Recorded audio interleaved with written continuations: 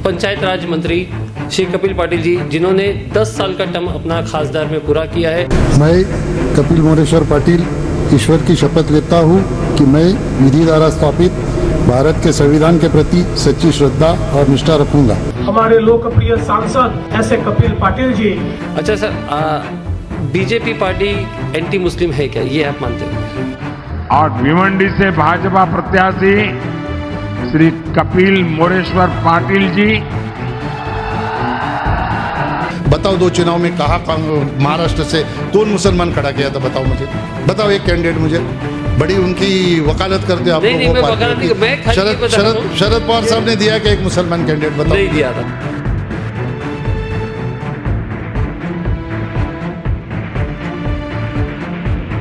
बिल्कुल। कोई भी एक स्कीम मुझे बताओ जो मोदी जी ने की, उसमें ऐसा लिखा है क्या कि हमारे मुसलमान भाइयों को छोड़ के?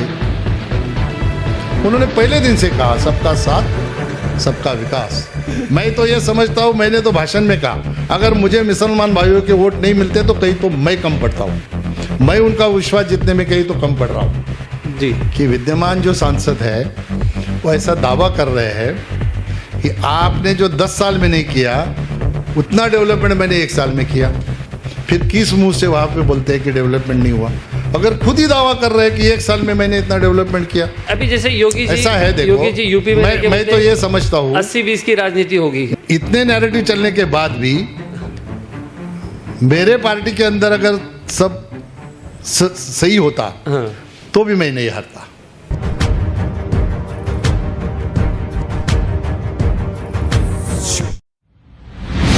हेलो फ्रेंड्स, मैं फिरोज मेमन, द वॉइस में आप सभी का स्वागत है और स्वागत है हमारा आपका एक पॉलिटिकल पॉडकास्ट में। आज हमारे साथ में जो हस्ती है ये किसी तारुफ की मोहताज नहीं है और जो काम इन्होंने भिवंडी शहर या तो फिर भिवंडी ग्रामीण या तो फिर भिवंडी कॉन्स्टिट्यूंसी के लिए किया है, ये एक इतिहास में दर्ज करने वाला है। तो हमारे साथ में आज के पॉडकास्ट के खास मेहमान हैं पूर्व पंचायत राज मंत्री श्री कपिल पाटिल जी, जिन्होंने 10 साल का टर्म अपना खासदार में पूरा किया है। तो मंत्री महोदय, आपका बहुत बहुत स्वागत है हमारे पॉडकास्ट में और आपने हमें टाइम दिया, उसके लिए विशेष स्वागत है आपका जी। तो शुरू करते हैं कि एक पंचायत समिति से आपने अपना सफ़र शुरू किया था और पंचायत समिति से लेके केंद्र मंत्री बनने तक का जो आपका सफ़र था, तो इसके एक छोटी सी जो आपका जो सफ़र है उसके बारे में हम जानना चाहेंगे। पंचायत से पार्लियामेंट तक जी।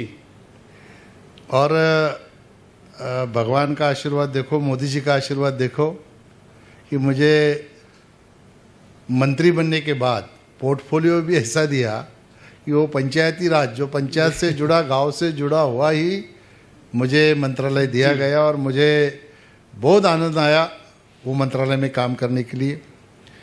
मैं जब मेरा ग्रेजुएशन हुआ उसके बाद में हमारे उस वक्त के नेता, हमारे कजिन ब्रदर ही आरसी पाटिल जी, उन्होंने कहा कि आपको सरपंच पद के लिए सरपंच बनाना है, आपको ग्राम पंचायत में लड़ना है जी। तो मैं ग्राम पंचायत का चुनाव लड़ने गया, लेकिन गांव में सब अनअपोज हो गया, यही की सीट का चुनाव हुआ। बाद में सरपंच बनने के लिए भी बहुत संघर्ष हुआ। ओह। मैं सरपंच बना और 15 अगस्त आया। मेरे गांव में घुटने तक कीचड़ रहता था, तो मैंने मेरे पहले ही भाषण में 15 अगस्त के दिन हमारे स्कूल से कहा था कि अगले 15 अगस्त तक मेरे गांव के किसी भी नागरिक के पैर को कीचड़ नहीं लगेगा। ये मेरा आप लोगों के प्रति भरोसा मैं यहाँ से आपको दिलाता हूँ।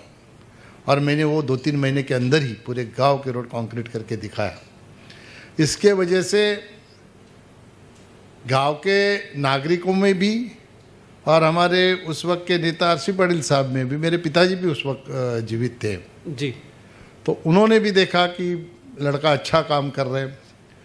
तो उस वक्त मुझे पंचायत समिति का टिकट दिया गया। 92 में मैं पंचायत समिति में चुन के आया। फिर 97 में मैं सभापति बना। तो मेरा 7 महीने का कार्यकाल था सभापति का। तो 7 महीने के कार्यकाल में भी मैंने बहुत अच्छी तरह से काम की छाप छोड़ी। तो आप लोग अपने आज तक भूल नहीं पाए। आप अपनी फैमिली से पहले थे जो कि पॉलिटिक्स में आए थे? नहीं, मेरे पिताजी तो कांग्रेस के अध्यक्ष थे 15 साल। यहाँ पे भिवंडी शहर और ग्रामीण के एक ही अध्यक्ष हुआ करते थे उस वक्त जब हम लोग छोटे थे। तो 15 साल तक वो भिवंडी तालुका के कांग्रेस के अध्यक्ष रह चुके थे। मेरे भाई भी राजनीति में थे, वो कोऑपरेटिव सेक्टर की राजनीति करते थे, सहकार क्षेत्र की करते थे। और मुख्य धारा में पिताजी के बाद, भाई के बाद मैं इस राजनीति में आया। फिर उसके बाद जिला परिषद में लड़ा, जिला परिषद में उपाध्यक्ष बना, उसके बाद कृषि समिति का सभापति बना, अध्यक्ष बना, डिस्ट्रिक्ट कोऑपरेटिव बैंक का चेयरमैन बना। ये सारे जो पद है जी, वो मैं उस वक्त राष्ट्रवादी पार्टी में काम करता था। मेरे राष्ट्रवादी पार्टी के जितने भी नेता हैं उनके आशीर्वाद से मिले हुए ये सारे पद जहाँ पे मैंने काम किया। और बड़ा अच्छा काम करने के कारण शायद 2014 में जब मोदी जी को फेस बनाया गया जी, तो अभी हमारे जो महाराष्ट्र के यशस्वी मुख्यमंत्री देवेंद्र फडणवीस साहब है, उनकी नज़र मेरे ऊपर आ गई। उनके हाथ से मैसेज आया मिलना है। तो मैं बोला इतना बड़ा आदमी है, प्रदेश के अध्यक्ष है भारतीय जनता पार्टी के, तो मैं मना नहीं कर पाया। उनको मिलने गया। उनको मैंने कहा कि मेरी कोशिश चल रही कांग्रेस से टिकट लेने की जी, मेरा अगर वहाँ से हुआ तो फिर मैं नहीं आऊँगा। तो नहीं हुआ तो फिर बोला मैं सोचूंगा। मैं उनको हाँ करके नहीं आया। अच्छा, तो कांग्रेस में मैं ट्राई नहीं कर रहा था। कांग्रेस के कुछ साथी भिवंडी शहर से आपके मेरे घर पे आए थे अच्छा, और उन्होंने मुझे ऑफर दिया था। बाद में कांग्रेस को तो हम लोग जानते हैं कैसे चक्कर चलाने का, गोल गोल घुमाने का, वो सब शुरू हो गया। और एक दिन देखा तो फिर विश्वनाथ पाटिल साहब का टिकट डिक्लेयर हो गया। अच्छा, तो मैं बोला चलो डिक्लेयर हो गया तो छोड़ दो इस बात को। छोड़ा। तो जिस दिन डिक्लेयर हुआ शाम को मेरे पास सम्माननीय मुख्यमंत्री देवेंद्र जी का फोन आया कि अभी क्या करते हो बोलो। फिर मैंने उनको बोला मुझे सुबह तक का टाइम दो, मैं अभी दिल्ली में हूँ, अभी आ रहा हूँ दिल्ली से जी, सुबह मैं सब कार्यकर्ता को बुला के आपको इन्फॉर्म करूँगा। हाँ, मैंने सबको बोला सुबह 10 बजे आ जाओ। मुझे कुछ बोलना ही नहीं पड़ा। कार्यकर्ता ही बोले साहब अभी छोड़ने का नहीं, बीजेपी तो बीजेपी, लड़ना ही है हमको। फिर उनको बोल दिया कि मैं बीजेपी में प्रवेश कर रहा हूँ। तो फिर 18 मार्च को 2014 मेरा बीजेपी में प्रवेश हुआ। 19 मार्च को मेरा टिकट डिक्लेयर हुआ। मुझे लगता है 22 अप्रैल या 23 अप्रैल कुछ चुनाव था। हाँ, चुनाव था और 16 मई को रिजल्ट मैं एमपी बना। तो ये जो सारा प्रवास है जी, वो जनता का आशीर्वाद, पार्टी का समर्थन, जी, मैंने जो काम किया वो जनता के मन में जो काम था, इसके वजह से मैं पंचायत से पार्लियामेंट तक पहुंचा। उसमें कई नेताओं का सहयोग भी मुझे मिला है, जैसे गणेश नाइक साहब भी उसमें है, हमारे उस वक्त के अध्यक्ष अनंत ठाकुर जी है, गुटीराम पवार साहब है, वो बरोरा साहब जो यहाँ पे शाहपुर से आमदार थे। ये सारे हम लोग एनसीपी में काम करते थे। सभी लोगों ने मुझे बहुत बड़े पैमाने पे समर्थन दिया जी, और मुझे आगे बढ़ाया। अब उन लोगों ने उस वक्त आगे बढ़ाया करके भारतीय जनता पार्टी ने मुझे अपने पार्टी में लेके 2014 में एमपी बनाया। फिर 2019 में फिर से जनता ने मेरे ऊपर विश्वास दिखाया, पार्टी ने विश्वास दिखा के टिकट दिया। फिर जनता ने विश्वास दिखा के मुझे जिताया। और 7 जुलाई 2021 को मैं मोदी जी के साथ सेंटर में राज्य मंत्री बना और उसी शाम मुझे पंचायत राज मंत्री का पोर्टफोलियो दिया गया जी, और मैं वो मंत्रालय में मैंने 3 साल तक काम किया। बड़ा आनंद आया मोदी जी के साथ काम करने का, जनता के साथ जुड़ने का, और गांव से जुड़ने वाला पोर्टफोलियो मिलने के कारण मुझे बहुत ही ज़्यादा आपको पहले अनुभव था। हाँ, ग्रामीण में काम जिस करने क्षेत्र का, का मेरे को मुझे ज़्यादा अनुभव था जी, वही पोर्टफोलियो मिलने के कारण मैं पहले दिन से मेरा काम शुरू हो गया। अच्छा, तो सर ये जो आपको पोर्टफोलियो मिला था तो कैसा, मतलब आपको इसकी अपेक्षा थी या तो फिर कुछ आप लोगों को नॉमिनेशन था? ये कैसे? देखो, ये प्रधानमंत्री जी का अधिकार रहता है किसको मंत्री बनाना, और मंत्री बनाने के बाद किसको कौन सा पोर्टफोलियो देना, ये पहले किसी को ना मालूम होता है ना कोई पूछने जाता है। ये तो प्रधानमंत्री का अधिकार रहता है, जैसे राज्य में मुख्यमंत्री का रहता है वैसे वहाँ प्रधानमंत्री का होता है। और मेरे नसीब से वो मुझे मिला, मतलब उनकी नज़र पड़ गया आप पे। हाँ, शायद उनको पता होगा कि मैं इस क्षेत्र में कई सालों से काम कर रहा हूँ, तो मुझे उन्होंने यही पोर्टफोलियो दिया होगा। जी अच्छा सर, ये बताइए कि आप 2 टर्म थे पूरा खासदार, तो पहले टर्म में आपको ज़्यादा मतलब आसानियाँ थी या कि दूसरे टर्म में ज़्यादा आसानियाँ? मतलब पहला टर्म आपने पूरा किया और दूसरा टर्म आया, तो उसमें आपको ज़्यादा चैलेंजेस किस में आए और आसानी किस में? देखो ऐसा है, मैं जिस भी पद पर काम किया मुझे कभी किसी भी पद पे काम करने के लिए चैलेंज महसूस नहीं हुआ। इसकी वजह यह है कि मैं जिस भी पद पर काम करता हूँ पहले उस पद को समझ लेता हूँ। जी। जैसे मैंने सरपंच पद में सरपंच बना तो पंचायत का कानून क्या है तो सारा मैंने पढ़ा। जैसे पंचायत समिति में मेंबर बना तो वो पढ़ा, जिला परिषद में बना तो जिला परिषद पढ़ा, तो लोकसभा में गया तो वहाँ का स्टडी किया।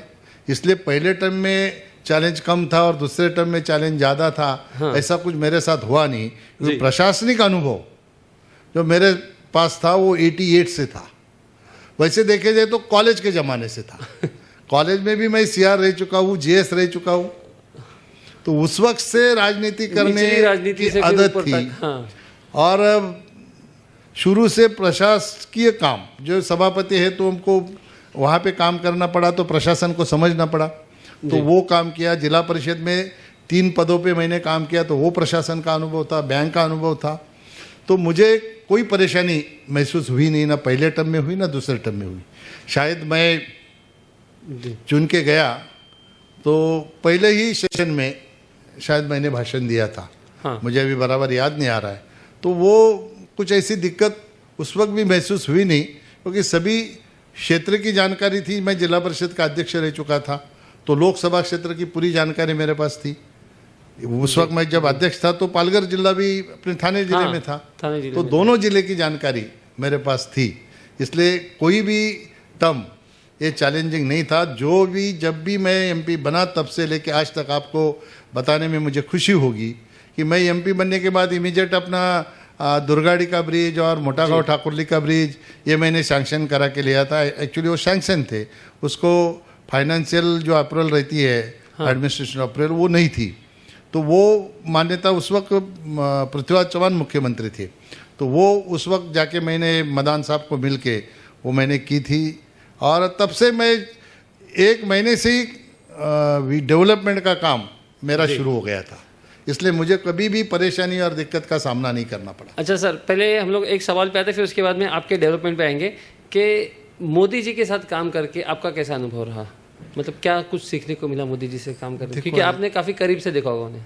ऐसा है, मोदी जी के साथ काम करना एक सौभाग्य है अपना। उनके मंत्रिमंडल में बैठ के उनके साथ बैठ के काम करने का मौका मिलना, इससे बड़ा नसीब कुछ नहीं है। पूरा विजन उनके पास है, देश को किस तरह से कम टाइम में आगे बढ़ाने का, इसका विजन पहले सोचते हैं। एक एग्जांपल मैं आपको दूंगा, 2024 का चुनाव होने जा रहा था। हाँ। उसके चुनाव डिक्लेयर होने से 1 महीना पहले उन्होंने 100 दिन का टास्क दिया था सबको। 2024 के चुनाव के रिजल्ट के बाद हाँ। मोदी जी ही प्रधानमंत्री बनेंगे, एक कॉन्फिडेंस उनमें था। तो उन्होंने टास्क किसको दिया? हम सभी तो पॉलिटिशियन है, हम सभी तो चुनाव में जाने वाले हैं। हाँ। तो सभी सेक्रेटरी लोगों को बोला कि ये 100 दिन के अंदर आपको काम करना है एडमिनिस्ट्रेशन में। हाँ हाँ हाँ। तो ये उनका विजन है कि मैं चुनाव में जब जाऊंगा तो देश का काम रुकना नहीं चाहिए। हाँ। देश का काम किस तरह से 100 दिन होना चाहिए, तो 100 दिन का टास्क दिया। और फिर उसका, हालांकि 2024 में मैं नहीं पहुंच पाया लोकसभा में, तो मैं देख रहा था, तो उनका रिव्यू भी चालू हो गया था कि 100 दिन में क्या उन लोगों ने किया है। ये विजन मोदी जी के पास है। आप इससे समझ सकते हो कि हमारे अर्थव्यवस्था 10वें नंबर पे थी, आज हम 4थे नंबर पर है, और कभी हम 2 नंबर पे आएंगे, ये आज के तारीख में कोई भी विश्व का देश इसका अंदाजा नहीं लगा सकता कि कितने साल में आएगी। मोदी जी के पास ये विजन है, वो खाली देश का सोचते हैं, बाकी किसी चीज़ का सोचने के लिए उनके पास टाइम ही नहीं है। देश देश देश, मेरा भारत सबसे महान कैसे बने, मेरा भारत डेवलपमेंट के हिसाब से एक नंबर कैसे बने। इसलिए उन्होंने ये भी विजन रखा कि आज़ादी के 100वें साल में 2047 में हमारा भारत एक विकसित देश विश्व में जी। उसकी पहचान हो, इसलिए उनका काम चल रहा है और वो विजन से वो काम कर रहे हैं। अभी कोई भी चीज़, कितना भी आदमी छोटा हो, उनके साथ बैठ के उनको सुनना, ये सबसे बड़ा उनसे सीखने वाला गुण है। अच्छा, छोटे से छोटे आदमी का भी सुन के लेते हैं। सुनने की आपने देखा होगा तो कहीं तो निर्मला सीतारमण जी ने एक बार फाइनेंस मिनिस्टर हमारी है लोकसभा में स्पीच में कहा था हाँ, कि प्रधानमंत्री जी का सबसे अच्छा गुण लेने वाला कुछ है तो वो कोई भी आदमी, छोटा से छोटा आदमी है तो उसका सुन के लेते। गुड ये- लिसनर है। हाँ, ये सुन के लेने के बाद अगर वो आपको, उनको लगेगा कि इसको विकास के लिए यूज़ हो सकता है तो बराबर परफेक्ट हमको बोलेंगे, ये आदमी को मिलो, उसको ये बात समझा दो। हम मिलने से पहले हाँ। उनके पास पीएमओ से फ़ोन पहले जाएगा, ये सब्जेक्ट में आपके पास ये आदमी मिलेगा। अभी मैं जब मंत्री बना और उनके पास गया जी। तो मुझे एक हरियाणा का हमारा साथी है भारतीय जनता पार्टी का, तो उनका नाम दिया, हाँ, इनको बुला के इनसे डिस्कस करो। अच्छा, कितना छोटा देखते हो देश मतलब के एकदम लिए। माइक्रो मैनेजमेंट में भी काम करते एकदम माइक्रो मैनेजमेंट। हरियाणा में पंचायत राज के लिए, गांव के लिए ये एक बंदा काम करता है, वो अच्छा काम करता है, उसके साथ डिस्कस करके कोई पॉलिसी बनती है क्या, इसके ऊपर सोचो। तो हमने उनको बुलाया था, उनसे डिस्कस किया था। फिर सारे पंचायतों को जब कॉन्फ्रेंस होती है तो लोगों को मैंने कहा था कि इस तरह से आप करो। जी जी। तो सर, अब आपने जो पंचायत राज में काम किया, मतलब आपकी जो मिनिस्ट्री मिली थी, तो उसमें आपने जो काम किया है, कॉन्स्टिट्यूंसी के लिए जो काम किया है, तो उसमें से कुछ काम आप बताना चाहिए। अभी हम भिवंडी का देखेंगे तो देखो, आप भिवंडी में रहते हो, आप लोगों ने कभी सोचा था कि भिवंडी में मेट्रो आ सकता है? जी। अभी कई लोग टीका टिप्पणी करेंगे, लेकिन देखो मैं उनके ऊपर ध्यान नहीं देता हूँ। मेट्रो का सपना भी नहीं देखा था भिवंडी वालों ने। वो मैं देवेंद्र जी फडणवीस के माध्यम से और हमारे प्रधानमंत्री जी के आशीर्वाद से भिवंडी में मेट्रो हम लोग ला सके। भिवंडी की मेट्रो कल्याण तक जाएगी। अगर कुछ हमारे साथियों ने वहाँ पे उनकी दुकानें टूटती है इसलिए विरोध नहीं किया होता तो अब तक वो कल्याण पहुँच जाती। जैसे भिवंडी की हमारी 80-85% लगभग काम पूरा हुआ है। ये भिवंडी वासियों के डेवलपमेंट के लिए एक बहुत बड़ी उपलब्धि है। ये कैसे अंदाज़ा लगा सकते हो आप कोई भिवंडी का रेसिडेंशियल प्रोजेक्ट लॉन्च होता है, हाँ, तो आप देखिए सबसे पहले रेसिडेंशियल प्रोजेक्ट के लॉन्चिंग के समय जो बैनर लगाए जाते हैं, जी जी जी, वो बैनर में उनके प्रोजेक्ट के बिल्डिंग के फोटो छोटे होते हैं और मेट्रो के फोटो मेट्रो इतने के बड़े बड़े होते हैं। रहते हैं। जी जी। ये किस चीज़ की उपलब्धि है? इसका सारा श्रेय हमारे देश के प्रधानमंत्री मोदी जी का है, हमारे राज्य के मुख्यमंत्री देवेंद्र फडणवीस साहब का है। मैं तो बस निमित्त मात्र हूँ। मैं यहाँ का जनप्रतिनिधि था। मैंने कहा उनको, थाना तक मेट्रो आई है तो उसको भिवंडी में आना ज़रूरी है। क्यों आना ज़रूरी है?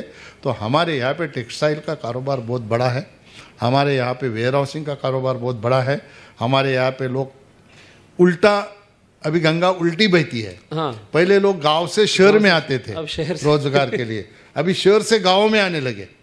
क्योंकि लगभग 15 से 20 लाख लोग आज गांव खेड़े में वेयर हाउसिंग में रोजगार के लिए आ रहे हैं। काम कर रहे हैं, बराबर। तो उनको सुविधा हो इसलिए मेट्रो हमारे लिए ज़रूरी है। टेक्सटाइल वाले हमारे साथी है, 4 बजे कोई गाड़ी रेंट से करते, 4-5 लोग मुंबई चले जाते, तांबा काटा वहाँ पे बिजनेस करके आते, तो उनके लिए सुविधा हो। तो तुरंत हमारे मुख्यमंत्री जी ने, मैंने जिस दिन लेटर दिया उसके मुझे लगता है 2 महीने के अंदर ही मेट्रो 5 ये भिवंडी कल्याण के लिए उसको सैंक्शन करा। दुर्भाग्य से भिवंडी से कल्याण तक का काम अभी तक शुरू नहीं हुआ, लेकिन एक नाथ शिंदे साहब मुख्यमंत्री थे तो मैं वो मीटिंग में नहीं था, लेकिन मेरे सुनने में आया कि उन्होंने अंडरग्राउंड करने के लिए प्रस्ताव दिया। उसको मान्यता दी है। मान्यता दी थी। अभी एक्चुअली मैंने इसकी जानकारी नहीं ली, मान्यता दी तो उसका टेंडर निकला नहीं निकला। मैं कई बार उनसे चर्चा करता था कि उसका टेंडर बाकी है, उसका टेंडर निकालो, जी एज इट इज निकालो, ऐसा मैं उनको कहता था ताकि वो सुविधा मिले भिवंडी से कल्याण वालों के। तो हमारे लोग कल्याण में भी बहुत जाते हैं भिवंडी से, हाँ, हाँ। तो वो सुविधा अगर रहती तो रास्ते के ऊपर की ट्रैफिक कम हो जाती। तो ये एक बहुत बड़ा काम है। जैसे आपने देखा कि हम लोगों ने एक कार्यक्रम किया था हमारा चाचा नेहरू स्कूल के ग्राउंड में, तो हमारे एक मुसलमान बहन थी वहाँ पे, जी उसने कहा कि मेरी बहन दुबई में रहती है। मुझे कहा कि साहब देखो, मेरी बहन ऐसे बोलती है कि ये क्या है अपने शहर में, मुझे शर्म आती है भिवंडी में आने के लिए, ऐसे रास्ते हमारे।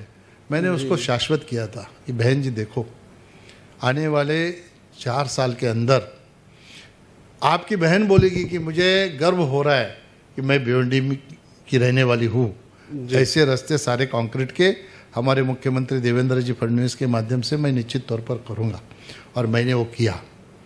लगभग 54 या 56, हाँ। मुझे एग्जैक्ट अभी पहले 52 थे, फिर उसके बाद और 4 बड़े थे शायद। हाँ तो ये सारे रोड महाराष्ट्र के मुख्यमंत्री उस वक्त के देवेंद्र फडणवीस साहब के माध्यम से मैंने सैंक्शन करा के लाया, और वो हो गए। जी उसके बाद में जो लाया उसका काम अभी चल रहा है, जो छोटे थोड़े थोड़े लेंथ उसकी जो बाकी है वो अभी चल रहे, वो भी उन्होंने सैंक्शन करके दिए थे।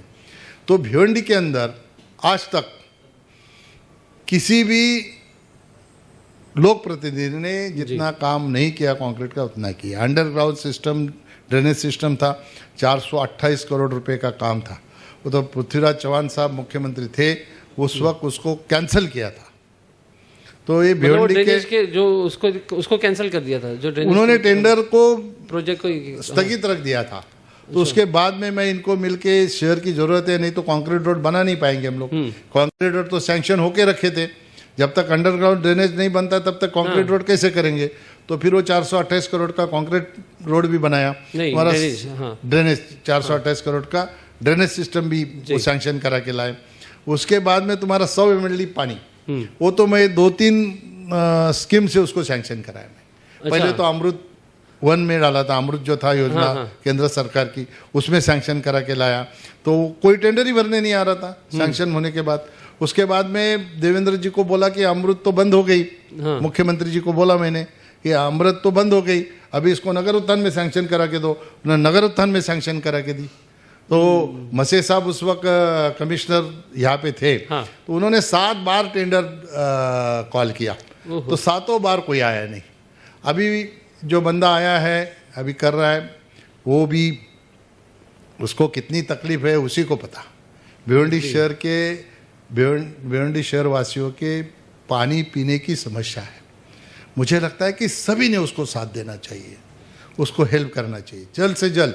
अगर 100 MLD पानी भिवंडी के अंदर आया तो भिवंडी का पानी सेविंग होगा। इतना 100 MLD की रिक्वायरमेंट हमारी है ही नहीं, क्योंकि पहले से हमारे पास पानी है। बरोबर है। अभी और ये एक्स्ट्रा हो जाएगा, ये एक्स्ट्रा हो जाएगा तो भिवंडी में और आबादी भी बढ़ेगी, लोग माइग्रेंट भी होंगे बाहर से, तो भी उनकी पानी की सुविधा होगी।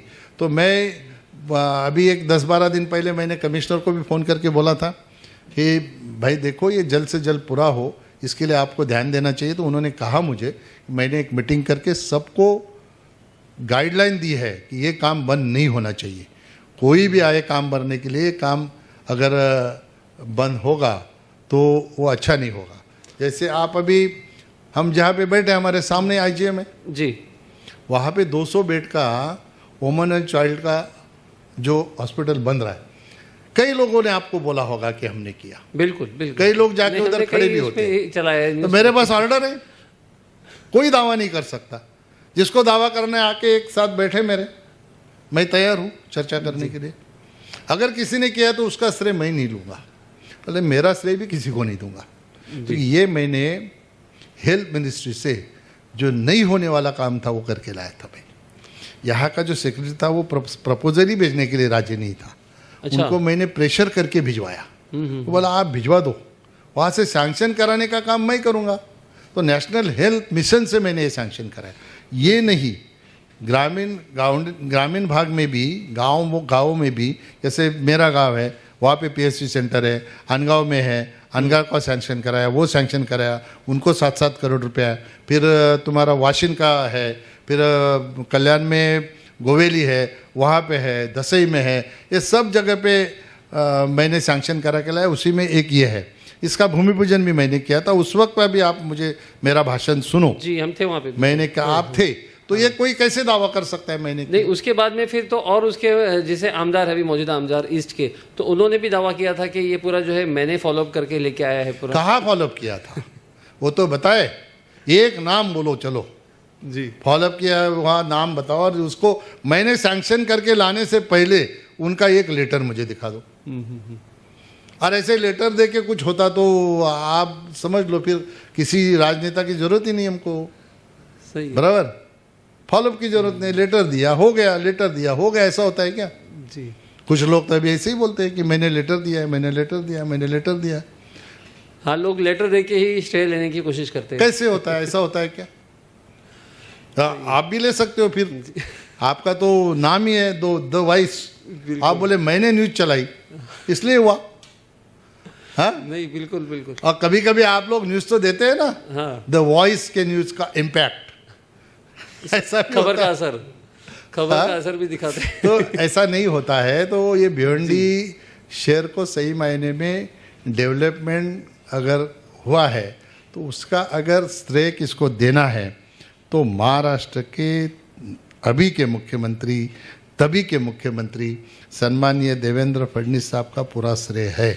और मेरा उनसे बहुत अच्छा संबंध होने के कारण मैंने जो भी उनसे मांगा उन्होंने कभी मुझे ना नहीं बोला। ऐसे कितने काम भिवंडी के लिए हम लोगों ने किए हैं जी। ये तो मैंने आपको अभी गिनवाते बैठूंगा मैं पूरे लोकसभा क्षेत्र के, तो अपना 1 घंटा तो उसी में चला जाएगा। बिल्कुल बिल्कुल। इसलिए जो मेन काम है वो मैंने यहाँ पे आपको सर, गिनवाए। इसमें- हाँ, सर, और एक आरोप भी किसी ने किया कि वो वराल तालाब का ने बार करके दिखाए। चलो अभी ये जो बंदे हैं ना यहाँ पे मुझे करके दिखावे।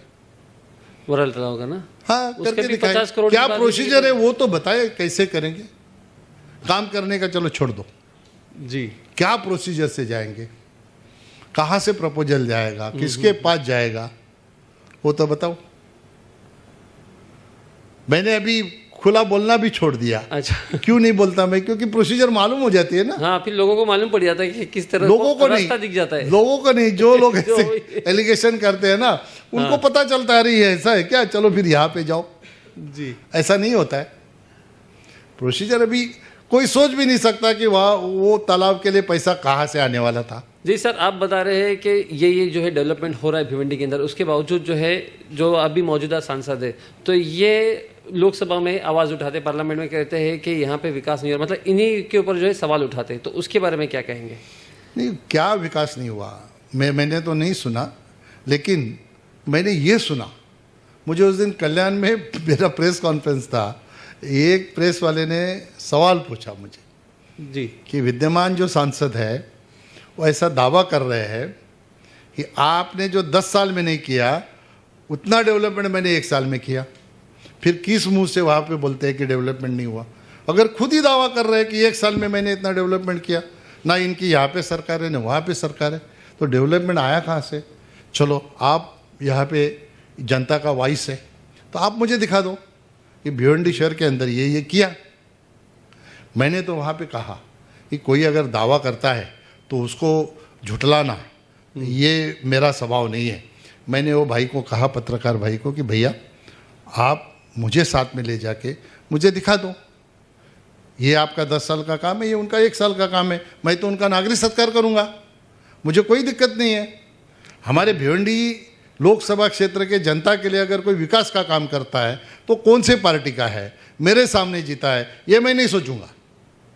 अगर सच में 1 साल के अंदर मैंने जो 10 साल में किया उससे ज़्यादा काम किया है तो मैं उसका नागरिक सत्कार करूंगा। ये आपके चैनल पे भी आज मैं ये बात दोहरा रहा हूँ। जी, तो सर यही बात आती है कि जो मौजूदा एमपी है उनको आप किस तरह देखते हैं? क्या वो अपने काम करने के लिए सक्षम है या तो फिर उन्हें भी जो है अभी नया है तो उन्हें थोड़ा सा ज़रूरत है? नहीं, ऐसा है, देखो, किसी की तुलना किसी के साथ करना और किसी के क्षमता के बारे में सवाल उठाना ये मेरा काम नहीं है। हालांकि मेरे बारे में उन्होंने कहा था कि 10 साल में मुझे तो एमपी क्या होता है, खासदार क्या होता है, सांसद क्या होता है, ये समझ में नहीं आया। ऐसा उन्होंने मेरे ऊपर टिप्पणी की थी। मैं नहीं करूँगा क्योंकि मेरे ऊपर वो संस्कार नहीं है और मैं इतना इनमेच्योर्ड भी नहीं हूँ। मैं मैच्योर्ड पॉलिटिशियन हूँ। इसलिए जनता ने चुन के दिया है, कुछ तो क्षमता देखी होगी, लोगों को लगा होगा कि शायद कपिल पाटिल से अच्छा काम करके दिखाएंगे, तो उनको मौका देना चाहिए। इसलिए ये लोकसभा के रिजल्ट के एक महीने के बाद किसी पत्रकार साथी ने मुझे सवाल पूछा था कि साहब चुनाव होके रिजल्ट आके 1 महीना हो गया, इस लोकसभा में कुछ हो नहीं रहा है। मैंने उनको उल्टा डांटा था। मैंने कहा देखो भैया, 1 महीने में तो आदमी को कुछ भी समझ में नहीं आएगा। बिल्कुल, मैं अभी बिल्कुल इसके ऊपर टिप्पणी नहीं करूँगा, उसको टाइम देना चाहिए। मैं 1 साल के बाद में आपके सामने आके ज़रूर बोलूँगा। और मैंने उसके बाद 10 जून 2025 में मैंने यहाँ पे प्रेस कॉन्फ्रेंस ली जी, और उसमें जो भी कुछ कहने का था सारा कह दिया। उसको मैं दोहराऊंगा नहीं। आपके पास वो होगा तो आप ऐड करके लोगों को दिखाइए, क्योंकि मैंने कहा था कि दिखावे ना क्या 1 साल के अंदर। 1 साल में तो हम लोग पूछ ही सकते हैं ना, भले शुरू नहीं हुआ, वो कुछ सैंक्शन करके लाया होगा। 1 साल मतलब टर्म का 20% हिस्सा निकल गया। जब 20% हिस्से में एमपी लैंड के सिवा कुछ किया होगा तो वो दिखावे हमको। बिल्कुल, हम भी देखना चाहते हैं ना, हमको भी क्यूरियोसिटी है, हमको भी उत्सुकता है। तो मेरा ऐसा नेचर है कि आदमी को टाइम देना चाहिए। लेकिन मैं ये दावा ज़रूर करूँगा कि 1 साल के अंदर कुछ भी काम हुआ नहीं। मैं तो सुनता हूँ हमारे कई लोकसभा क्षेत्र के लोगों की बाइट, गलती हो गई, हमने चुन के दिया। कोई भी बोलता है हम कुछ काम का नहीं है, कपिल पाटिल अच्छा था, ऐसा सुन रहा हूँ मैं। वो तो जो मीडिया में आ रहा है, आप लोग दिखा रहे हो, वो हम सुन रहे हैं। और उसमें ज़्यादा करके हमारे मुसलमान भाई है। ऐसा बाहर से किसी के माध्यम से मुझे सुनने में नहीं आया है। तो ये अभी उनको किस तरह से लेना, ये तो जनता का काम है, मेरा काम नहीं है। जनता तय करे कपिल पाटिल ने क्या किया, इन्होंने क्या किया, इन दोनों में कौन अच्छा है, सर कौन आप दोनों में हमेशा कमजोर है। क्रॉस फायर देखने को मिलता है, मतलब आरोप प्रत्यारोप, और ये अभी से नहीं, ये कई सालों से देखने मिला। तो आखिर ये जो आप लोगों के बीच में जो है मतभेद बोलेंगे या जो विवाद बोलेंगे, तो ये किस चीज को लेकर है? बिजनेस को लेकर, सत्ता को आप याद लेकर, करके मुझे कि बताइए, कुछ व्यक्तिगत? आप याद करके मुझे बताइए, मैंने कभी मेरे साइड से सबसे पहले आके मैंने कभी बोला है, ऐसा भी याद करके मुझे दिखाई। क्रॉस फायर की आप जो बात करते हो ना, तो क्रॉस फायर तो दोनों की तरफ से होना चाहिए। जब वो होता है मैं उसका जवाब देता हूँ, जवाब भी नहीं देता, मैं सच बात है वो जनता के सामने लाता हूँ। मैं ऐसा समझता ही नहीं कि उनके बात का मैंने जवाब देना चाहिए। लेकिन आदमी का वो एक लेवल होता है, मैं किसके ऊपर बोलना चाहिए, किस बात के ऊपर मुझे जवाब देना चाहिए, एक लेवल होता है। तो वो लेवल मेंटेन करने का काम मैं करता हूँ। लेकिन सच बात अगर जनता के सामने नहीं आएगी तो जनता उसी को सच समझ के बैठेगी। जी, वो काम मैं करता हूँ। मेरी तरफ से कोई क्रॉस फायर नहीं होता। आपने कहा ना मेरी किसी से राजनीतिक दुश्मनी है, ना मेरे किसी से बिजनेस की दुश्मनी है, ना और कुछ सामाजिक दुश्मनी है। मैं तो हमेशा दावे के साथ कहीं पे भी मंच से मैं बोलते रहता हूँ कि मेरा इस लोकसभा क्षेत्र नहीं, पूरी दुनिया में मेरा कोई दुश्मन नहीं है। अगर कोई मुझे दुश्मन समझता है तो उसका दवा मेरे पास नहीं है। सर 2024 लोकसभा इलेक्शन पे आते कि ये आप हार गए थे, तो उसकी वजह क्या, मतलब आप मानते हैं कि आपके हार की वजह क्या हो सकती है? तो मेरे से ज़्यादा अच्छी तरह से आप लोग जानते हो उस वक्त क्या फेक नैरेटिव हुए, और हमारे लोकसभा क्षेत्र में तो कुछ ज़्यादा ही हुए। जैसे अब की बार 400 पार, हाँ, अब की बार 400 पार, ये नारा जो मोदी जी ने दिया, ये अगर हमारे मुसलमान भाइयों को हमारे भारत से कहीं भगाने के लिए होता तो उसके बाद में सरकार तो मोदी जी की आई ना। 303 थे 2019 में, हाँ, 282 थे 2014 में, 14 में। उस तो हम एब्सोल्यूट मेजोरिटी में थे। बिल्कुल। कोई भी एक स्कीम मुझे बताओ जो मोदी जी ने की, उसमें ऐसा लिखा है क्या कि हमारे मुसलमान भाइयों को छोड़ के? उन्होंने पहले दिन से कहा सबका साथ सबका विकास, उसके बाद में एक एक कड़ी जोड़ते गए, सबका साथ सबका विकास सबका विश्वास। उसके बाद में और एक कड़ी जोड़ी, सबका साथ सबका विकास सबका विश्वास और सबका प्रयास। वो प्रयास में हमारे मुसलमान भाई भी आ गए। बराबर, ऐसा कभी उन्होंने किया है क्या? नहीं किया। लेकिन फेक नैरेटिव में लोगों ने ये फैलाया यहाँ पे कि मुसलमानों के साथ ऐसा होगा वैसा होगा वैसा होगा, मोदी जी आएंगे तो तकलीफ होगी, हमें देश छोड़ना पड़ेगा।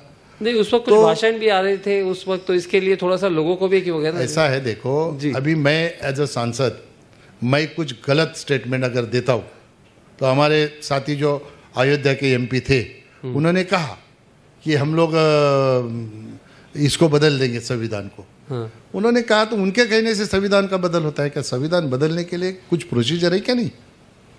और मैं उस वक्त कैसे भाषण में कहता था कि इस देश का संविधान कोई नहीं बदल सकता, इस देश का संविधान बदलने की ताकत एक ही आदमी के पास थी और वो खुद बाबा साहब आम्बेडकर थे जी। बाकी कोई नहीं बदल सकता। नहीं, आपने भी 2 साल पहले, हाँ बोलिए बोलिए। मैंने कभी संविधान बदलने की बात नहीं की। मैं और ऐसा है कि ये हो गया, हमारे मुसलमान सब भाई इकट्ठा हो गए, उनका वोटिंग परसेंटेज बढ़ा। फिर हमारे दलित साथियों में ये फैलाया गया कि बाबा साहब अम्बेडकर का संविधान बदलने वाले हैं। फिर हमारे आदिवासी भाइयों में ये कहा गया कि आपका आरक्षण चला जाएगा। फिर उसके बाद महाराष्ट्र में तो मराठा आरक्षण था ही, उसका एक आंदोलन अलग से चल रहा था। फिर हमारे इधर एक अपक्ष कैंडिडेट खड़ा था, उसका एक कास्टिज्म चल रहा था। ये सारे जो नैरेटिव थे उसके ऊपर एक नैरेटिव था जो मेरी ही पार्टी के अंदर था। अगर जी ये इतने नैरेटिव चलने के बाद भी मेरे पार्टी के अंदर अगर सब सही होता हाँ। तो भी मैं नहीं हारता। और नैरेटिव नहीं चलते तो फिर कोई भी कुछ भी करता तो भी मैं नहीं हारता, क्योंकि मोदी जी ने इस देश में इतना काम किया है। वो काम के माध्यम से, देवेंद्र फडणवीस जी ने इतना महाराष्ट्र में काम किया, वो काम के माध्यम से जनता के प्रति उन लोगों ने इतना विश्वास पैदा किया है कि ये हार होने वाली नहीं थी। तो ये फेक नैरेटिव के वजह से ये सब हो गया। अभी आपने देखा है क्या, भिवंडी के अंदर सुरेश टावरे जब खड़े थे उन्होंने 84,000 वोट पाए थे। हाँ। विश्वनाथ पाटिल जब खड़े हो गए उन्होंने 1,35,000 वोट पाए। उसके बाद फिर सुरेश टावरे खड़े हो गए, 1,40,000 वोट लिया। 2.25 लाख वोट अभी तक कभी हुआ नहीं। आप यकीन करेंगे, मैं वो कौन सा एरिया गया था, मुझे अभी नाम याद नहीं। आप मिल्लत नगर की साइड, खंडूपाड़ा, औचितपाड़ा में, औचितपाड़ा में आप आए थे। और 8वीं कक्षा की लड़की हमारी वोटिंग के लाइन में खड़ी है। आप वहाँ पे आके आपने उसको ये मैंने claim किया कहा था कि बोगस वोटिंग हो रहा वो है। लड़की को मैंने कहा किसका वोट देने जा रही हो? बोलता है मेरा ही वोट है। तब मैंने जाके वो पीएसआई को बोला कि आप कुछ देखते नहीं हो क्या? बाकी मैं तो किसी हमारी मुसलमान बहन थी तो उसको बोल नहीं सकता था कि ये आप ही का है क्या, आपका ये आप बुर्खा उठा लो, ये तो मैं बोलने नहीं जा सकता ना। और मैंने वो किया नहीं, वो संस्कार नहीं मेरे ऊपर। भले वो बोगस वोट है या सच है, ये संशोधन की बात है। मैं ये दावा नहीं करूँगा कि वो बोगस ही वोट करने आई थी जी। लेकिन वहाँ पे हम लोग नहीं कर सकते। लेकिन जो बच्ची खड़ी हो दिख रही है, उसको पूछा मैंने, उसने कहा कि 8वीं कक्षा की। ये तो एग्जाम्पल था। अच्छा। फिर जहाँ पे मैं नहीं पहुँचा वहाँ पे क्या हुआ होगा। दूसरी एक बात आपको बताता हूँ मैं। फिर मैं चला गया उधर तुम्हारे ईदगाह। हाँ। वहाँ पे क्या हुआ, मैं कैंडिडेट हूँ, कैंडिडेट मैं 6 बजे बूथ में जाऊँ या 7 बजे जाऊँ, जब तक वहाँ से ईवीएम मशीन नहीं जाती है तब तक मैं रुक ही सकता हूँ। बिल्कुल। तो 5,000 लोगों ने वहाँ पे मुझे घेरा, क्या क्या घोषणा दे रहे थे।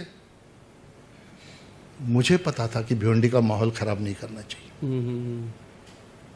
मैं अगर उस वक्त कोई भी भूमिका लेता तो भिवंडी शहर का माहौल खराब हो जाता। ये हमारा काम नहीं है, ये हमारे माता पिता ने हमारे ऊपर संस्कार नहीं किए हैं। मैं चुप रहा, मैं डट के उधर ही खड़ा रहा। वो चिल्लाते रहे, मैं यहाँ से हिला नहीं। एक मिलिट्री वाला था सरदार जी, उसने मुझे कहा साहब एक कदम भी आगे नहीं बढ़ाना, इधर ही डट के खड़े रहो। और मैंने भी डिसीजन लिया था। उस वक्त संतोष शेट्टी मेरे साथ में था। संतोष शेट्टी ने बोला साहब हिलने का नहीं है ऐसे। मैं तो गाड़ी के टप पे खड़ा रह के बोलने वाला था उनको, भाई क्या चाहते हो तो बताओ। कि कैंडिडेट बूथ में नहीं आए, मतलब माहौल कौन खराब कर रहा था? मैं ही कर रहा था। मैं बूथ में नहीं आऊंगा ऐसा हो सकता है कि नहीं मुझे तो जाना ही है, वो अधिकार है कैंडिडेट का। कोई भी कैंडिडेट हो, इंडिपेंडेंट हो, बीजेपी का हो, और कोई जिसको 2000 वोट भी मिला है वो इंडिपेंडेंट कैंडिडेट भी बिल्कुल जा सकता है, रुक सकता है। जब तक ईवीएम मशीन नहीं जाता तब तक वहां पे रुक सकता है। तो इन्होंने नारा चला उनको बाहर निकालो, 6 बज गए। ये सारा जो माहौल था ना, ये कहीं ना कहीं भिवंडी को कलंक लगाने वाली बात थी। हमने हमारे संस्कारों को याद किया और हमने कुछ होने नहीं दिया। जी अच्छा sir, BJP party anti Muslim है क्या, ये आप मानते हो क्या? ये कैसे मैं बताऊं आपको, मुझे बताओ आप। नहीं, क्योंकि बीजेपी का ना, मुझे आप बताओ, मोदी जी प्रधानमंत्री बने तब से लेके आज तक 11 साल से ऊपर टाइम हो गया। आप यहाँ पे वॉइस बन के खड़े हो, आपकी आवाज़ किसने दबाई? नहीं। एक भिवंडी का हमारा मुसलमान भाई जिसको लेके आओ और बताओ, जब से मोदी जी आए हैं हमें बहुत तकलीफ है। मोदी जी आए हैं, एक भी योजना हमारे लिए नहीं है। मोदी जी आए हैं, हमको राशन नहीं मिल रहा है, हमको भगाने के चक्कर में है, हमको कुछ काम नहीं करने दे रहे। जी मैं कुछ है? नहीं, बिल्कुल नहीं। मैं आपको एक सवाल पूछता हूं। हाँ। आप मुझे याद करके बताइए, आपने आपकी जिंदगी में कितने साल वोटिंग किया? कितने साल? हाँ, मैं कितने बार लोकसभा में? हाँ, लोकसभा में कितने बार वोटिंग 3 बार किया होगा? मेरा ये बड़ी नम्रता से मैं भिवंडी शहर के हमारे मुसलमान भाइयों को, बहनों को हाथ जोड़ के पूछना चाहूँगा कि आप लोगों ने विकास के लिए कितनी बार वोट किया, वो मुझे बताओ। सर आपको गुमराह किया गया, जी मैं वही बता रहा हूँ। धर्म की चिंता के कारण ही आपने वोट किया। नहीं, फिर भी हम विकास करते गए, हमने कभी नहीं बोला। मैं तो ये समझता हूँ, मैंने तो भाषण में कहा, अगर मुझे मुसलमान भाइयों के वोट नहीं मिलते तो कहीं तो मैं कम पड़ता हूँ। मैं उनका विश्वास जितने में कहीं तो कम पड़ रहा हूँ। बराबर, बिल्कुल ये हमारी गलती है। नैरेटिव ऐसा लेकिन जा रहा है। नहीं, नैरेटिव वो गलत। अभी जैसे योगी जी, ऐसा है, देखो, योगी जी यूपी में मैं तो ये समझता हूँ 80-20 की राजनीति होगी। मेरी एक बात सुनो, मैं ये समझता हूँ कि जो क्वालिफाइड लोग हैं, आप चैनल चलाते हो, आपने चैनल का नाम भी द वॉइस इंग्लिश ही लिखा है, बिल्कुल। तो पढ़े लिखे लोग भी नैरेटिव में कैसे आ जाते हैं? क्यों आ जाते हैं? क्या वजह है? आपको एक तो एग्जाम्पल देना चाहिए ना। बिल्कुल, मैं वही बता रहा हूँ। ये अगर आप फेक नैरेटिव की वजह से वोट नहीं दे पाते हो भिवंडी को, तो वोट नहीं देने के कारण ये हमको तकलीफ हुआ। ऐसा कभी हुआ है क्या? नहीं। तो फिर क्या नैरेटिव बताइए मुझे। नहीं, जैसे कि अभी नीतीश राणे, मैं आपको बताता हूँ, मेरी बात सुनो, मैं आपको बताता हूँ, जिनकी राजनीति खराब होने वाली है, जिस लीडर लोगों की, जो मुसलमान हो, हिंदू हो, जो मुसलमान भाइयों के वोटों को गुमराह करने के बाद, भावनाओं में उनको भड़काने के बाद वोटिंग के लिए, जी जो उनको ऐसा लगता है कि हम नहीं करेंगे तो हमारी राजनीति खराब होने वाली है, खत्म होने वाली, वही लोग ऐसा करते हैं। हमारे मुसलमान भाई कोई मन से नहीं चाहते कि ऐसा करे, जनता को भी सब लेकिन मालूम कई है। लोग हमारे पास आते हैं, ऐसा बोलते हैं कि साहब ऐसा है कि क्या समाज के लीडर लोग हैं, उनके खिलाफ कहा जाएंगे। बड़े पढ़े लिखे लोग बोलते हैं, तो बड़ा दुख होता है, दर्द होता है इस बात का। हमने तो कभी ऐसा नहीं कहा कि अभी कंक्रीट रोड सैंक्शन करके लाए तो हम लोग मुस्लिम एरिया में नहीं करेंगे, ऐसा कभी बोला है? आप देखो जाके, ये तुम यश स्टैंड से आगे जाते हो, कौन सा एरिया है? नागांव की तरफ जो रोड है, हाँ। किसने बनाया? नहीं, तुम्हारा रोड तो आज पूरा जो है वो दूध सब बावड़ी आपके तक का है। आया, किसने बनाया? अंडरग्राउंड ड्रेनेज सिस्टम पूरे भिवंडी में बनाए, किसने बनाए? मेट्रो आ रही है, किसने लाई? लेकिन फिर जब चुनाव सुनो आता ना, है ये बीजेपी ने लाई।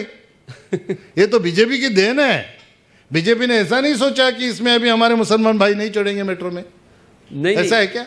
आप ना, मैं वही बता रहा हूँ आपको कि बीजेपी ये चाहती है कि अगर मुसलमान है, हमको उनको सारी फैसिलिटी देना है, लेकिन वो शायद हो सकता है कि सेकंड नागरिक बन के रहे, क्योंकि एक भी एमपी या एमएलए जो है बीजेपी कैंडिडेट ये नहीं करती। चलो, बड़ा अच्छा सवाल पूछा आपने जी।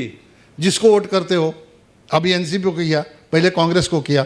बताओ 2 चुनाव में कहा महाराष्ट्र से कौन मुसलमान खड़ा किया था, बताओ मुझे, बताओ एक कैंडिडेट मुझे। बड़ी उनकी वकालत करते हो आप लोग वो पार्टियों की। शरद पवार साहब ने दिया क्या एक मुसलमान कैंडिडेट, बताओ? नहीं दिया था। कांग्रेस ने दिया क्या महाराष्ट्र में? बिल्कुल बिल्कुल। अभी आप उत्तर प्रदेश की बात करोगे तो उत्तर प्रदेश में मेजोरिटी में मुस्लिम लोग हैं, तो सपा को देना ही है जी, उसमें कौन सी बड़ी बात है। और जो बीजेपी का हमारा बिहार का क्या नाम, उनका नाम भी भूल गया मैं, उसको हमने टिकट दिया, उसको हराया आप लोगों ने। हाँ, जब हम मुसलमान भाई को टिकट देते हैं तो उसको हराते हैं बीजेपी के नाम पे। ऐसा होके कैसा चलेगा? मेरा कहना क्या है, जो डेवलपमेंट करने वाला है ना उसको वोट देना चाहिए। मैं तो ये सोच रखने वाला आदमी हूँ कि हमारे मुसलमान भाइयों को ये बात सोचनी पड़ेगी कि हम लोग विकास के लिए किसी भी पार्टी को वोट दे सकते। एक बार आप ये करोगे ना तो ये सारी पार्टियाँ, जो समाजवादी हो, एनसीपी हो, कांग्रेस हो, आपके दरवाजे पे नाक रगड़ते हुए नहीं आए तो मेरा नाम बदल देना। बिल्कुल बिल्कुल, यही चाहते हैं कि लोकतंत्र जिंदा रहे और उसके बाकी जो पार्टियां है या तो फिर जो नैरेटिव सेट किया जाता है, जो धर्म की राजनीति होती है, तो वो चीजें जो है, वो सारी चीजें तो जो उससे बाहर निकालने का काम ही आपका है। बिल्कुल, मैं आप इसीलिए आपको जनता सवाल का किया। वॉइस बन के ये करना चाहिए। सर, मेरा मैंने तो कोशिश करी थी, आपको बताऊं मैं 2014 में जब चुन के आया हाँ। मैंने 2 महीने के अंदर अपना के इंजीनियर है ना, उसको बोला था कि मुझे जितने भी बुद्धिजीवी लोग हैं हमारे मुसलमान समाज के हैं जी, उनसे मुझे मीटिंग करनी है। उन्होंने बेचारे ने अपने रईस स्कूल में, हमारे रईस स्कूल के वो चेयरमैन थे, क्या नाम उनका, तलाफा की नहीं, या तो फिर मुझसे उनका नाम भूल गया मैं। जी। तो उनको बोल के वहाँ पे मीटिंग लगाई, कई इंजीनियर आए, कई डॉक्टर आए, कई वकील आए, उनके साथ मीटिंग की, कोई टीचर लोग आए। जी, तो वो जो आप बोल रहे हो ना, फेक नैरेटिव नहीं, उसमें से बाहर ही नहीं आते। तो एक मोदी जी के लिए उनके दिमाग में क्या बैठा के रखा है जी, वो समझ में नहीं आता, वो निकलता नहीं है। जी, मैंने कहा देखो भैया, अभी मेरा तो चुनाव है नहीं कि मुझे वोट चाहिए, मैं तो जीत के आया, अभी 5 साल पड़े मेरे पास। तो मैं ये समझता हूँ कि क्या तकलीफ है मुसलमान भाइयों को बीजेपी से, मेरे से। तो उनका जवाब एक ही रहता है, जैसे मेरा लड़का एक बार एक बड़े लीडर को मिलने गया था, मैं उसका नाम नहीं लूँगा अभी, तो उसने कहा देखो तुम्हारे पिताजी की इस शहर को ज़रूरत है, वो अगर चुन के, पहले चुनाव में 2014 के जी, वो अगर चुन के आएंगे तो भिवंडी का डेवलपमेंट हो सकता है, हम उनको अच्छी तरह से जानते हैं। तो बोलते मदद करो, तो बोलते मदद कैसे होगी, तुम्हारे पिताजी अच्छे हैं लेकिन पार्टी गलत है। फिर मेरे लड़के ने उनको बोला कि जो हमारे पिताजी के सामने कैंडिडेट खड़े हैं वो कांग्रेस से है, वो तो कार सेवक थे, बाबरी मस्जिद गिराने के लिए अयोध्या गए थे, वो अभी कैंडिडेट है, फिर उनका क्या? बोलता वो आदमी गलत होगा, पार्टी अच्छी है। चलो मैं इसके ऊपर भी सवाल पूछता हूँ जी, मुझे एक कोई ऐसा दिखाइए आप कि कांग्रेस पार्टी के पीछे इतने साल खड़ा रहने के बाद, समाजवादी पार्टी के साथ इतने साल खड़े रहने के बाद, हमारे मुसलमान भाइयों को, बहनों के लिए उन लोगों ने क्या किया है ये मुझे बताओ। भारतीय जनता पार्टी तो अभी 10 साल से सत्ता में है, बिल्कुल। इससे पहले कौन सत्ता में था? कांग्रेस एनसीपी है, हालात तो तब भी वैसे ही थे, कांग्रेस एनसीपी है। तो जिसको आग बंद करके आप लोग वोट देते हो उससे कोई उम्मीद नहीं है, रखते भी नहीं है, बिल्कुल। और वो भी कुछ करते नहीं। क्यों नहीं करते? उनको पता है वोट कहाँ जाने वाला है, हमारे पास ही आएगा, बराबर नहीं, सही है। तो वोट तो मिलने वाला है, तो करने की जरूरत क्या है? और हमने कभी ये सोचा नहीं कि हमको वोट मिलना चाहिए इसलिए करो, या तो देते नहीं इसलिए नहीं करो। हम तो करते गए, आगे भी करेंगे। हम तो कोशिश करेंगे मुसलमान भाइयों का विश्वास जीतने की। अभी नहीं जीत पाए तो वो उनकी मर्जी है, किसी के मन में घुस के या किसी का हाथ पकड़ के तो मोदी जी को वोट नहीं करवा सकते हम लोग, देवेंद्र जी को वोट नहीं करवा सकते हम लोग। वो तो जब परिवर्तन आएगा, लोगों को लगेगा कि अभी डेवलपमेंट के लिए वोट देना चाहिए, तब मिलेगा अपने आप। ठीक है सर, अभी हम लोग थोड़ा सा इस पे से हट के ये पूछते हैं कि जो आपके कार्यकाल में कुछ काम ऐसे हो गए जो अधूरे रह गए थे, कुछ आपके कुछ प्रोजेक्ट हो गया तो फिर कुछ आप लेके आना चाहते हो कि वो अधूरे रह गए थे, तो अब उसको आप किस तरह से पूरा करेंगे, कैसे आप उसको? देखो, मैंने जितने भी काम हाथ में लिए थे जी, लगभग सारे काम कुछ पूरे हो गए, कुछ उसमें से काम चल रहे हैं। जी। इसमें एक ही था जो कल्याण से लेके नगर तक का जो रोड है वहाँ मालसेज घाट में हमेशा बारिश में पत्थर गिरते हैं, जी, एक्सीडेंट वगैरह काफी एक्सीडेंट होते हैं। हाँ। तो वो एक टनल बनाना था, तो गडकरी साहब ने उसको तत्वता मान्य किया था, 3000 करोड़ रुपए का काम था, उतना ही एक रह गया। जी। बाकी मैंने जो बोला था वो सैंक्शन करने का कुछ भी काम। आप एक ऐसा एग्जाम्पल मुझे बताइए, आप ये बोल के गए थे, आप ये नहीं कर पाए। अच्छा, मुरबाड रेलवे का जो काम है वो कहाँ तक है, मतलब उसको उसका भी फंडा अलग है, वो मैं बोलूंगा तो वो प्रोसीजर मालूम होती है। खाली बोल के नहीं होता है। अभी आपको मैं बताऊंगा, जब चुनाव था हाँ। हम लोगों ने एक वीडियो भी डाला था, शायद ये हमारा पराग है, उसका डेट भी बताएगा। हाँ। हम लोगों ने एक वीडियो शेयर किया था जब विद्यमान सांसद ने लोकसभा में कहा था कि मुरबाड रेल के जमीन अधिग्रहण के लिए पैसा देना चाहिए, जी। तो हमने एक उनका वीडियो जोड़ के भेजा था। उन्होंने मुरबाड में जाके प्रचार के टाइम में कहा था कि गाजर दिखा के इन कपिल पाटिल का करने का क्या, खाली मुंडी वर्ती पाए ऐसा कुछ था। उस वक्त उन्होंने कहा था कि ये रेल सैंक्शन है नहीं, ये झूठ बोल रहे हैं। अगर मैं झूठ बोल रहा था तो फिर आप चुन के आने के बाद वो जमीन अधिग्रहण के लिए पैसा कैसे मांग रहे हो और उसमें बोल रहे हो 2019 में उसका भूमि पूजन हुआ है, 2023 में उसको सैंक्शन मिला है, तो 2019-2023 में ही था जी। तो सैंक्शन कराया किसने, कैसे क्रेडिट मिलेगा आपको? आप आपके मुंह से ही बोल रहे हो, एक तरफ बोल रहे हो कि ये सैंक्शन नहीं है और गाजर दिखा रहे हो। इसमें लैंड एक्विजिशन शायद कुछ बाकी है ना अभी। उसका लैंड एक्विजिशन के लिए पैसा ज़्यादा लगता है। अभी हाँ। हमारा प्रोजेक्ट जो देखो, मेरा उसके ऊपर ध्यान है। जी। क्या मैं तो देख रहा हूँ अभी, वो बोला है ना हम लोग करते हैं, हम तो अलाइनमेंट चेंज करेंगे। वहाँ के भी विद्यमान जो विधायक है उन्होंने भी कहा कि ये गलत डीपीआर हुआ है, उसको मैं चेंज करवा दूंगा। तो देखते हैं क्या करते हैं, अभी मैं तो हूँ नहीं सत्ता पर। अच्छा सर, अभी हाल ही में देखा था कि जो सांसद है उन्होंने रेलवे मिनिस्टर से मुलाकात की थी और कहा था कि भिवंडी को भी जो है लोकल ट्रेन से जोड़ा जाए, तो वो चीज़ आप भी कर सकते थे। अरे जोड़ा जाए बोलने से जोड़ा जाता है क्या? हमने नहीं ट्रैक किया। वगैरह तो भी, हाँ। अभी ये खत्म होने के बाद ये मेरा पीए प्रशांत बैठा है यहाँ पे, जी। कितने लेटर हमने दिए हैं और कितनी बार जीएम से भी हमने मुलाकात की है ना, सारा डिटेल आपको ये दे देगा। जी। भिवंडी का लोकल आने के लिए हम लोगों ने ऐसा मंत्री जी से लेके, राज मंत्री तो दानवे साहब थे, हम दोनों तो जितना टाइम दिल्ली में समझो 12 घंटा हम हैं तो उसमें से 6 घंटा हम दोनों साथ में रहते थे, रेल राज्य मंत्री। जी। तो आप ये अंदाजा लगा सकते हो, अगर ये इतना इजी होता हाँ, तब तक हो चुका होता। मैं ही लाता। इसको ऐसा है कि जब आप जीएम के साथ बैठोगे ना तो पता चलेगा उनको। ये खाली मिल के आके फोटो खिंचवा के ये मैंने किया, ऐसा होता है क्या? ऐसा होता तो सरकार हमारी है भाई। मैं अभी भी जाऊंगा, रेलवे मंत्री मेरे मित्र हैं, अश्विनी वैष्णव जी मेरे अच्छे मित्र हैं, मेरे पर्सनल जानते हैं क्योंकि हम लोगों ने एक साथ मंत्री काम किया है एज ए मंत्री। जी। तो कोई कौन से पद पे है ये मायने नहीं रखता है। मेरा वजन तो, मेरे बात का वजन उनके पास निश्चित तौर पर रहेगा। और मैं मोदी जी से भी मिलके ये बात कर सकता, लेकिन ये छोटी चीज़ है, लेकिन इसमें क्या दिक्कत क्या है ये कभी देखिए। क्या हमारे यहाँ पे 6वीं लाइन जो थाना से कुर्ला तक की बनी, कुर्ला से विटी तक की नहीं है, ये इंक्रोचमेंट। हाँ। ये जानकारी हमारे सांसद के पास नहीं होगी। हमने कई बार कोशिश की, जब तक वो नहीं बिछती है बिल्कुल, तब बिल्कुल। तक 2 मिनट का भी टाइम जितनी ट्रेनें चलती उसमें है नहीं है, उसमें सही है ही नहीं कि अपनी ट्रेन डाल सके। सही बात है। तो ये मंत्री, रेलवे मंत्री से मिलके ये होने वाला है क्या? नहीं होने वाला है। ये सही जानकारी मैं बता रहा हूँ। मैं यही उत्तर देने के लिए क्यों आगे पीछे करता हूँ, तो ये मालूम होता है हाँ। इनके पास जानकारी है ही नहीं, खाली फोटो खींचने का और आने का। गडकरी साहब के पास गए फोटो खींचा, इसके पास गए फोटो खींचा, ऐसा नहीं होता है।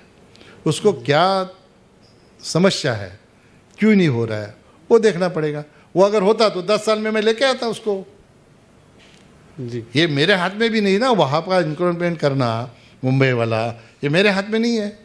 मैं तो हेल्प कहाँ करूँगा? थाने डिस्ट्रिक्ट में करूँगा। बिल्कुल। वहाँ पे अगर रेल प्रशासन से ये बात नहीं हो रही तो मेरे से कैसी वहाँ पे मुंबई में होगी? तो जब तक ये नहीं होगा तो भिवंडी की लोकल नहीं चलेगी।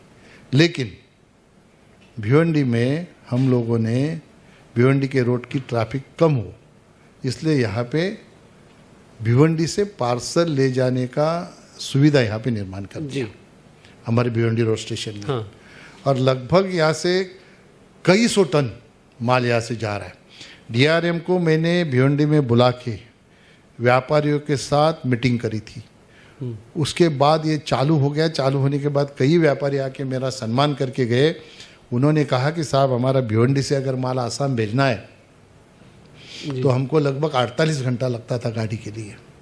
अभी हम लोग भेजते हैं तो 27-28 घंटे में ट्रेन में हमारा माल पहुंच जाता है।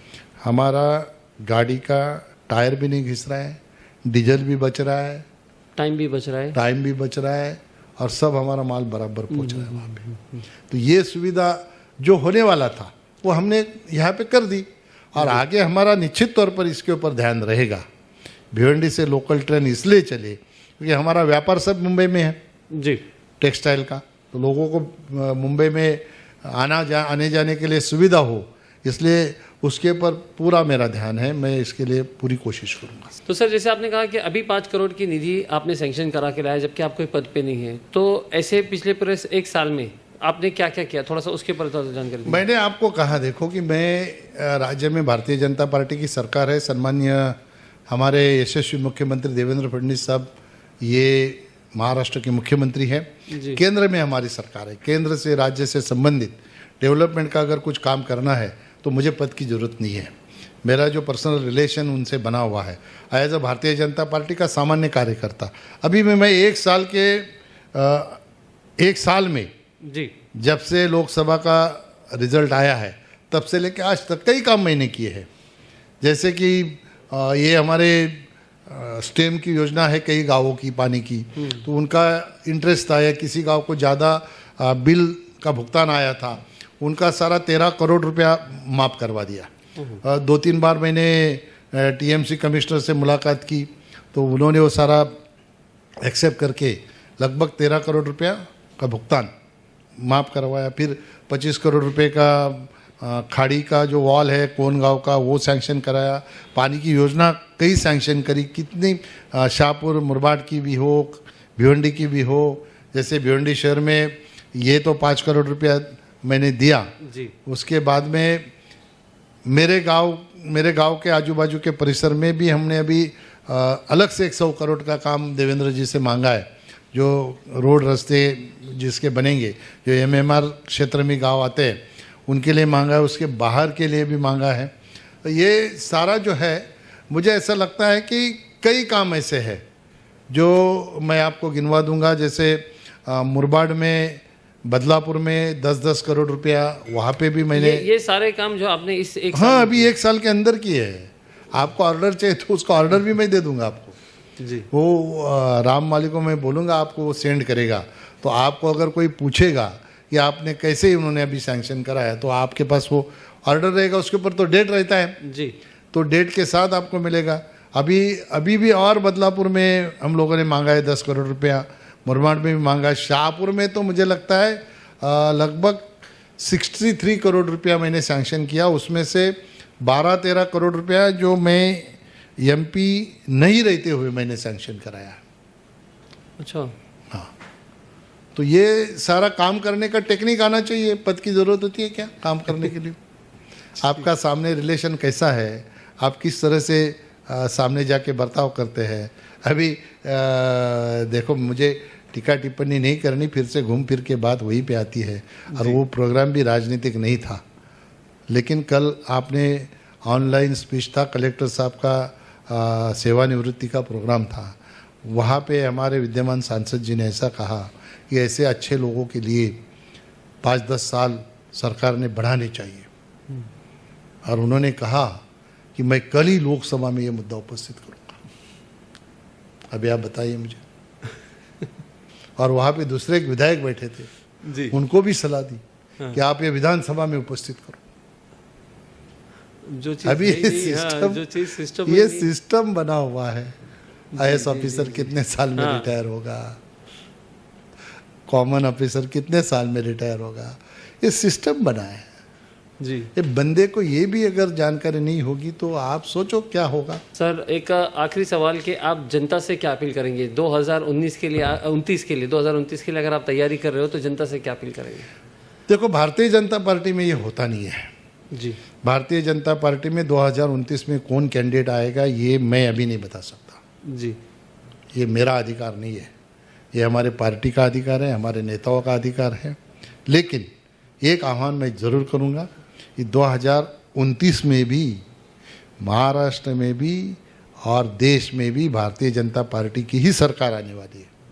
तो जो भी उस वक्त खड़ा रहेगा, अगर हमें डेवलपमेंट और आगे बढ़ाना है, गति से बढ़ाना है, तो भारतीय जनता पार्टी को ही चुन के देना पड़ेगा। यार वो कौन रहेगा ये मैं यहाँ से नहीं जानता हूँ, क्योंकि अभी देखो ऐसा है कि जो भी जिसको भी चुन के दिया है तो अभी लगता है कि आपको यहाँ पे एमपी है, उनका काम क्या है? नहीं, एमपी का तो रोल ही एक अलग होता है। गोडाउन policy- का हाँ, लेटर दे दो, इसका लेटर दे दो, उसका लेटर दे दो, ये काम है क्या? और आप लोगों के साथ जब बैठे थे, प्रेस कॉन्फ्रेंस किया, तो आपने जो भी सवाल पूछा डेवलपमेंट का, उन्होंने कहा मैंने लेटर दिया है, उसके ऊपर कुछ जवाब है क्या? दिया है कुछ जवाब? आप बताइए। मैंने भी आप लोगों के ही जो आप लोगों ने प्रसारित किया वो वही मैंने देखा देखा। आपने, हाँ। मुझे कोई उनके ऊपर टिक्का टिप्पणी नहीं करनी है, लेकिन डेवलपमेंट अगर हमको चाहिए तो भारतीय जनता पार्टी का ही कैंडिडेट यहाँ से जिताना पड़ेगा, क्योंकि राज्य में भी और देश में भी आने वाले 29 में भी यही सरकार आने वाली है।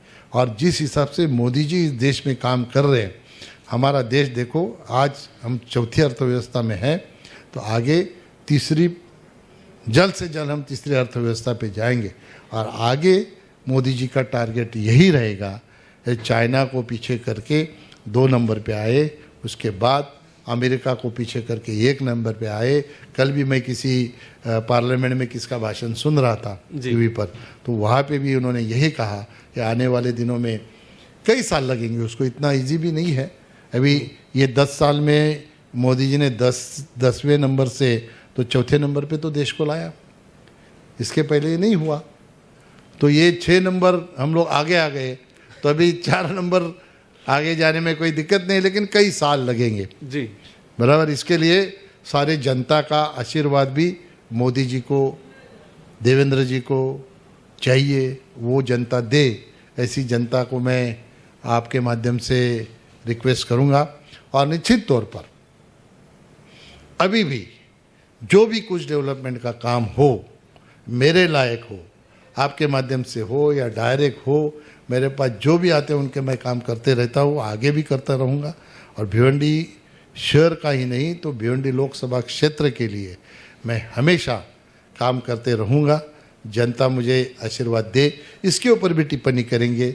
जब थे तब कुछ नहीं किया, अभी बोलते मैं करूँगा। तो मैंने जब था तो मैंने ही किया है।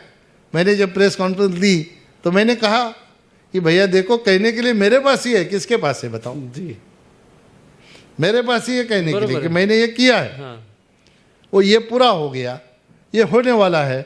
और मैं कुछ नहीं होने के कारण आज भी भिवंडी शहर के लिए 5 करोड़ रुपए का निधि सैंक्शन करके लाया है। अभी लेटर है तो अभी दिखा सकता हूँ मैं।